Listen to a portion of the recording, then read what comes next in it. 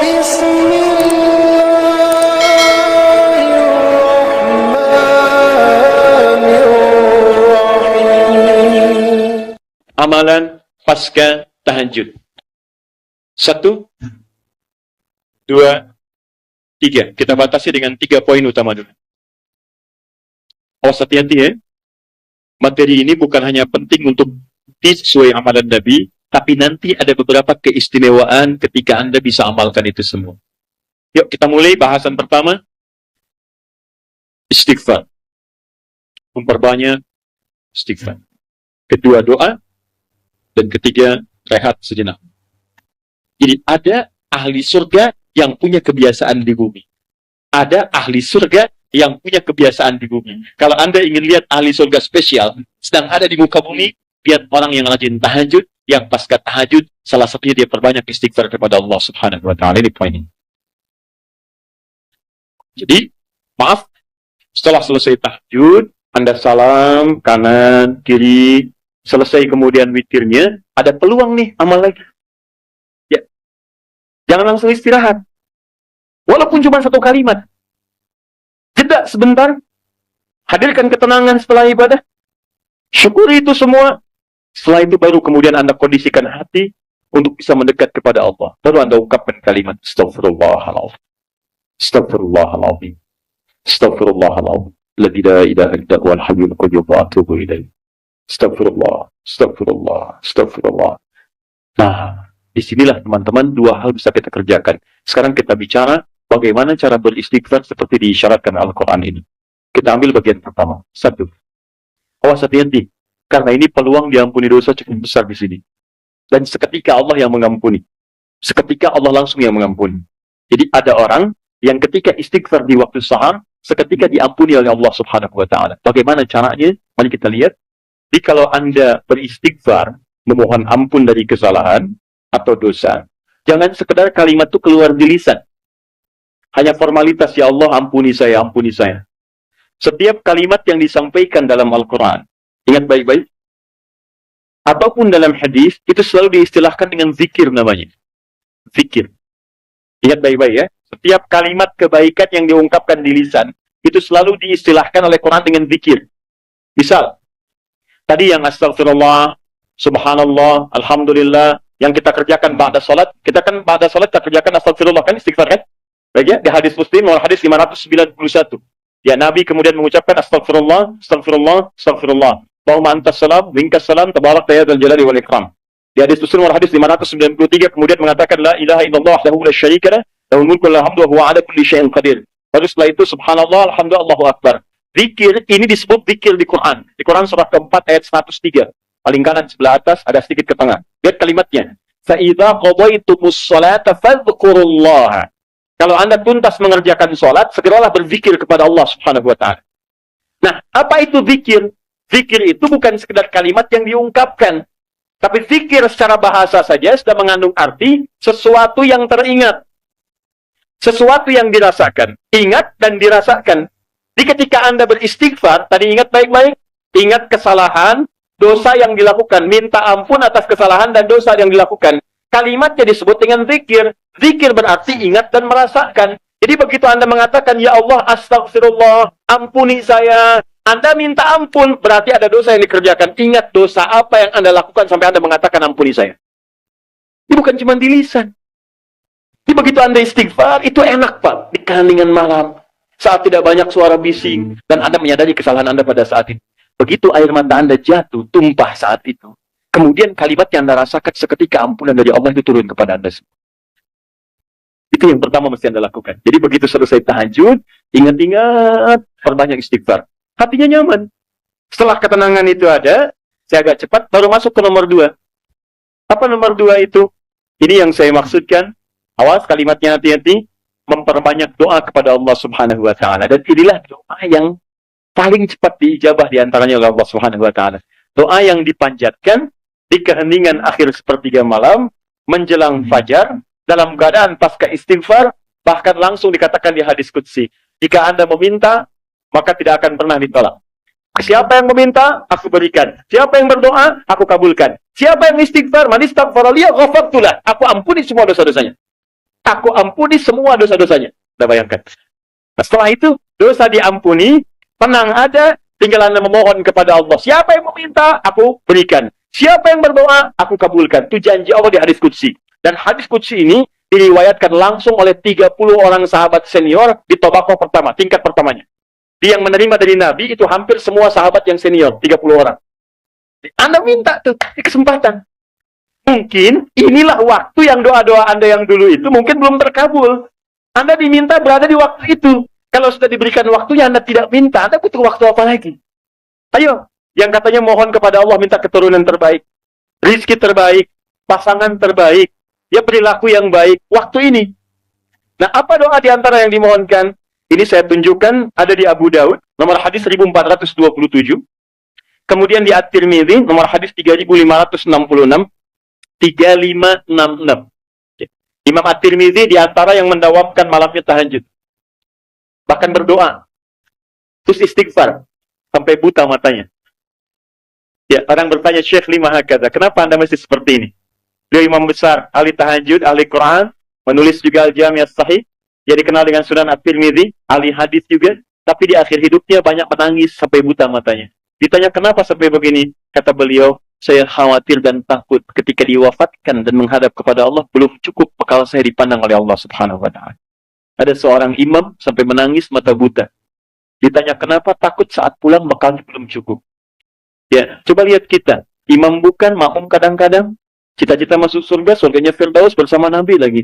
Berapa amalannya dibandingkan dengan orang-orang soleh terdahulu? Paham? Baik. Kemudian ada juga di An-Nasa'i. Kalau At-Tirmidzi nama aslinya bukan At-Tirmidzi, nama aslinya Muhammad. Muhammad tinggal di Tirmidz, dikenal dengan At-Tirmidzi. Beliau hafal 500.000 hadis. Ya, dan hafalnya lancar sekali, ringan mengucapkan, lunak menyebutkan.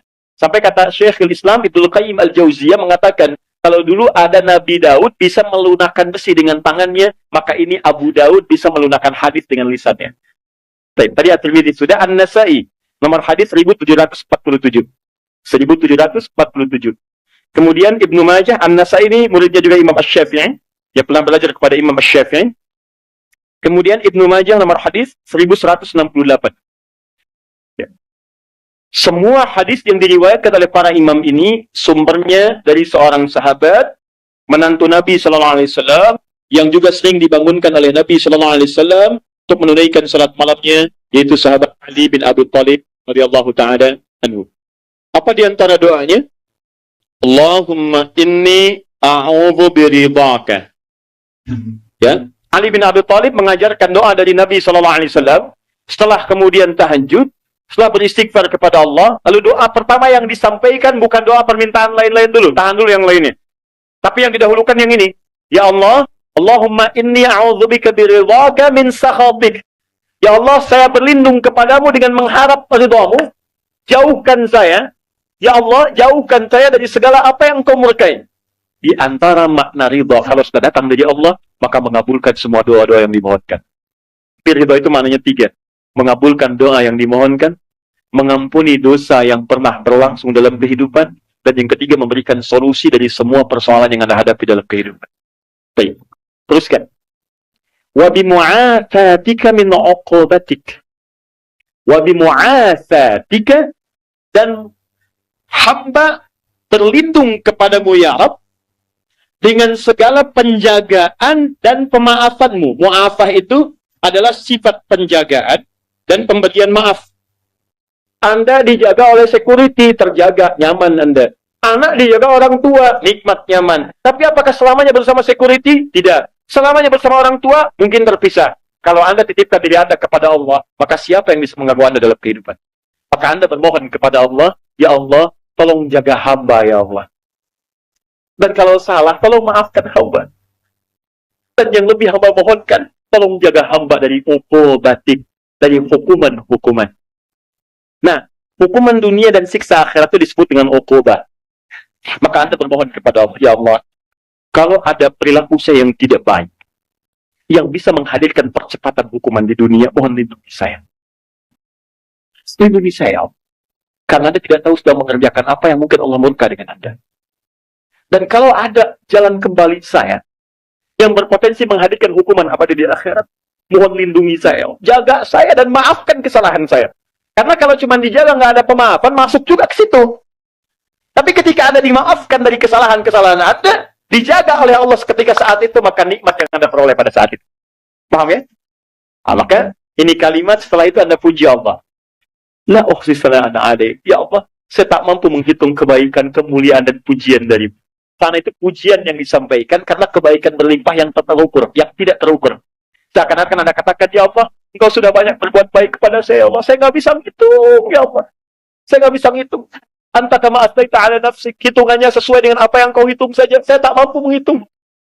Tapi mohon, ya Allah, di balik segala kebaikan yang tak terhitung itu, saya minta kepadamu, ya Rabb, tolong jaga saya, ya Allah, dari segala hukumanmu, dan tolong ridhoi saya dan jaga saya, ya Allah, dari segala hal-hal yang mengundang murka-Mu. Itu yang paling itu. Maka sejak saat itu, insya Allah Anda akan dijaga dalam kehidupan harian Anda. Setelah itu silahkan bebas mau minta apa. Misalnya dunia, ya Allah besok saya mau ujian, ya Allah, mohon mudahkan, ya Rabb. Yang ketiga, ingat setelah tadi istighfar, kemudian berdoa. Setelah itu rehat sejenak untuk persiapan subuh. Jadi begitu sudah istirahat sejenak, nanti begitu subuh segar kembali kita. Segar, enak, nyaman. Begitu Allahu Akbar, subuh sudah siap. Ya, kalau wudhu batal, perbaiki wudhu. Kalau tidak, kita sudah dalam keadaan tenang. Boleh. Sandaran. Nah, itu sunnah.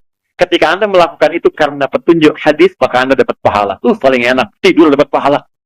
Bayangkan. Sandaran dapat pahala. Itu paling indah. Nah, saya pernah lakukan ini, teman-teman sekalian. Itu waktu di pesantren tuh. Ya, malam ke masjid. Kalau ujian orang ke kelas, kadang-kadang dia ke kelas sampai larut malam, saya ke masjid. Bawa buku juga kita. Ya. Kemudian malamnya sholat. Ya, kemudian setelah itu kita istighfar, berdoa, minta. Ketiduran tuh sebentar. Ya, kalau ke masjid itu kenapa ketiduran di masjid paling enak? Karena menjelang subuh pasti orang ke masjid semua kan? Pasti bangun tuh. Baik. Hampir setiap saya tertidur itu selalu bermimpi kerjain soal, bangun lagi, alhamdulillah, sholat. Begitu masuk ruangan ujian, soalnya persis seperti yang dilihat tadi malam. Itu selesai. Setelah satu kali dibagikan, begitu dibagikan kayak semalam nih. Ya, saya isiin aja tuh. Begitu selesai bagikan, saya selesai mengerjakan ini.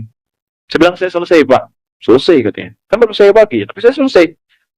Diambil oleh beliau, dilihat. Nah, sementara ke depan dulu, nak ya. Kamu duduk di depan di sini, tolong lihat teman-teman yang sedang mengerjakan ujian, Bapak beresin administrasi dulu. Selesai. Tapi itu nyaman. Enak gitu, ya. Saya anjurkan teman-teman, adik-adik terutama yang masih kuliah, masih apa, dekati Allah. Karena Allah yang punya pengetahuan. Dekati yang punya, maka Anda akan diberikan hal yang terbaik. Itu ada rumusnya di Quran surah kedua Al-Baqarah, di ujung ayat 282. Paling kiri sebelah bawah, paling ujung. Wattaqullah wa yu'allimukumullah. Tingkatkan takwamu kepada Allah, maka Allah akan mengajarkan pengetahuan kepadamu. Apa di antara mana takwa itu? Tambah ibadahnya. Di antaranya tahajud. Makanya orang tahajud dibuka dengan kalimat takwa. Tadi Quran surah 51 ayat 15. Innal muttaqina fi jannatin wa uyun. Sebagian orang takwa tinggal di taman surga. Apa amalannya? Innahum kanu qabla dzalika muhsinin, kanu qalilan minal laili ma yahja'un. Sedikit tidurnya, bangun malam. Wa bil ashari hum yastaghfirun, istighfar. Nah, saya sarankan walaupun Anda dalam beraktivitas keseharian, setelah itu istighfar, sebelum rehat, ayo perbanyak doa. Doa, maaf ya maaf, sekali lagi, kalau di pekerjaan ada kesulitan, minta saat itu. Di rumah tangga ada masalah, minta saat itu.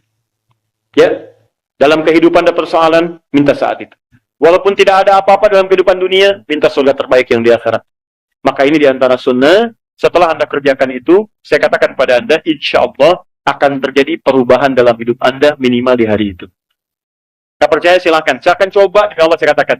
Silakan coba, bedakan rasanya, rasakan bedanya, dan pasti akan terasa bedanya. Bangun malam ini, siapkan, kompak dengan keluarga, Anda kompak aja, Mak kita bangun jam sekian ya, anak-anak kita bangunin deh, kita bangunin. Siapin misalnya bangun 2:30, bangun jam 3, kita sholat. Walaupun 2 rakaat lu nggak apa-apa, witir 1 rakaat, tapi kita amalkan ini. Silahkan Anda cek ya, demi Allah saya katakan, maka di hari itu akan terjadi perubahan pada diri Anda ketika Anda mengerjakan seperti apa yang tadi disampaikan. Cek. Di rumah akan tenang, diri Anda pun akan lebih nyaman, pekerjaan akan lebih tertib, dan keberkahan akan hadir dalam kehidupan Anda. Itu yang menyebabkan Utsman bin Affan, Abdurrahman bin Auf, Tamim Ad-Dari, dan sahabat yang lainnya tidak pernah meninggalkan sholat malam selama hidupnya. Bahkan tidak ada yang paling indah kecuali mereka berada di malam hari sampai menuntaskan tahajudnya dengan khatam Al-Quran. Dan puncaknya, mu'afat juga berarti penjagaan dalam urusan dunia. Kalau Anda sedang rajin tahajud, maka Anda akan dijaga oleh Allah dari semua kemungkinan yang mengganggu Anda dalam kehidupan. Allah jadi pembela Anda.